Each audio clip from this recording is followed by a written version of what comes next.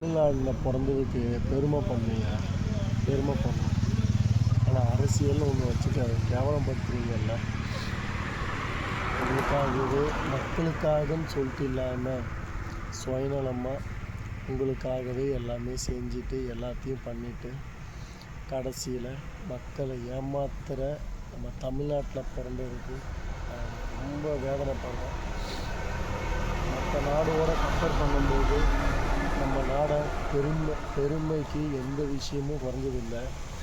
ஆனால் நம்ம முதலமைச்சர் நம்ம ஊரில் பொறுத்தவரைக்கும் முதலமைச்சர் இருக்காங்க, யாராக இருந்தாலும் இப்போ இருக்கவங்களா தமிழ்நாட்டில் இருக்கவங்களா இருக்காங்க, அவங்கவுங்கள பெருமையாக பேசுகிறத தவிர்த்து மக்களை புரிஞ்சுக்கிற மாதிரி தெரியல. கேட்டால் மக்களுக்கு நாங்கள் தான் வந்தால் எல்லாமே செஞ்சோம், அவங்க ஒன்று சொல்ல நீங்கள் ஒன்று சொல்லன்னு சொல்லிகிட்டே இருக்கீங்களே தவிர்த்து மக்களை பற்றி சிந்திச்சு யாரும் கிடையாது. இப்போ 1000 தரேன்ட்டு அவங்க 2000 தான் வேணாங்க, இப்படி தான் போதிய தவிர்த்து மக்கள் மனசில் என்ன இருக்குன்னு உங்களுக்கு தெரியுமா? ஒரு வீட்டில் இருக்கிற பிரச்சனை உங்களுக்கு தெரியுமா? உங்களுக்கு வேலை நிரந்தரமான வேலை, மற்றதெல்லாம் அப்புறம் இருந்துட்டு போட்டோம். ஒரு வீட்டில் ஒரு ஆம்பளைக்கு நல்ல வேலை இருக்குது அப்படின்னா பெண் பிள்ளைகள் வேலைக்கே போக தேவையில்லை. இன்றைக்கி ஒரு ஜென்ரல் ஷிஃப்ட்டு மட்டுமே இருந்த காலம் போய் இன்றைக்கி 3 ஷிஃப்ட்டும் பெண் பிள்ளைகள் வேலைக்கு போகிறாங்க. அப்படிப்பட்ட நாட்டில் நம்ம வாழ்கிறோம். ஏன்னா வேறு வழி இல்லை, வறுமை. எல்லோரும் சொல்லலாம், கூட அந்த 5000 தந்ததுக்கு அவ்வளோ பிரமிப்பாக பெருசாக பேசுகிறீங்கல்ல. என்ன 5000 அவங்க வீட்டு காசு எடுத்துருந்தாங்க. கவர்மெண்ட்டு தமிழ்நாடை கடனாக்குறாங்க. இன்னும் ஒரு ரேஷன் கார்ட்லேயும் அண்ணாமலை சார் வந்து ஒரு பேட்டி கொடுத்தார், பார்த்த நடுவில். அவர் ஸ்பீச் நல்லா தான் இருக்கும். நான் குரலாக ஒரு தலைவருக்கும் ஒரு ஸ்பீச் இருக்கும். ஒரு ரேஷன் கார்ட்லேயும் ஏதோ இவ்வளோ அமௌண்ட்டு வாங்கியிருக்காங்க தமிழக அரசுன்னு ஏதோ சொல்லியிருந்தாங்க. நான் என்ன சொல்ல வரேன்னா, அப்படி கடன் வாங்கி மக்களுக்கு பில்டப்பாக 1000 2000 தரதுல என்ன வந்துட போகுது? நிரந்தரமான வேலை அப்படின்னு ஒன்று இருந்தால் அவன் சம்பாதிச்ச குடும்பத்தை பார்த்துப்பான்ல. நீங்கள் ஓசியிலேருந்து தரன்றதை வேணாம். அது மக்களுக்கே பாரத்தை தூக்கி வைக்கிறதுக்கு எதுக்கு நீங்கள் அரசாங்கத்தில் இருக்கணும்? எதுக்கு மக்கள் உங்களுக்கு ஓட்டு போடணும்? ஏதாவது புதுசாக பண்ணிட மாட்டிங்களான்னு உங்களுக்கே மாற்றி போடுறாங்கல்ல. மக்களை தானே சொல்லணும், உங்களெல்லாம் சொல்ல முடியாதுல்ல. ஏன்னா அவ்வளோ வறுமையாக இருக்கிறனால தானே அந்த 1000 2000த்துக்கெல்லாம் அசிங்கப்பட்டு அவமானப்பட்டு அந்த ஓட்டு உங்களுக்கு போட்டு ஜெயிக்க வச்சுட்டு திருப்பி மக்களே முட்டலாக்கிறாங்க.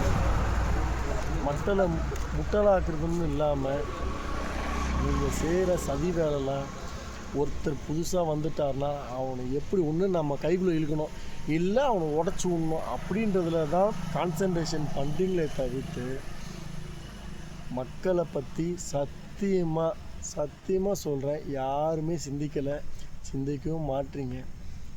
மக்களே, நான் ஒன்றே தான் சொல்லுவேன், என்னை தம்பியாக நினச்சிக்கோங்க. கூட பிறந்தவனா என்ன வேணாலும் அண்ணன் நினைங்க, எப்படி வேணால் நினைங்க. ஓட்டு போடும் போது சிந்தித்து போடுங்க. இப்போ இருக்க ஜென்ரேஷனில் இளைஞர்கள்லாம் கொஞ்சம் தெளிவாக இருக்காங்க, நான் நம்புகிறேன். பெரியவங்களுக்கு வீட்டில் சொல்லி புரிய வைங்க. நீங்கள் நினச்சிங்கன்னா சத்தியமாக மாற்றம் உண்டு.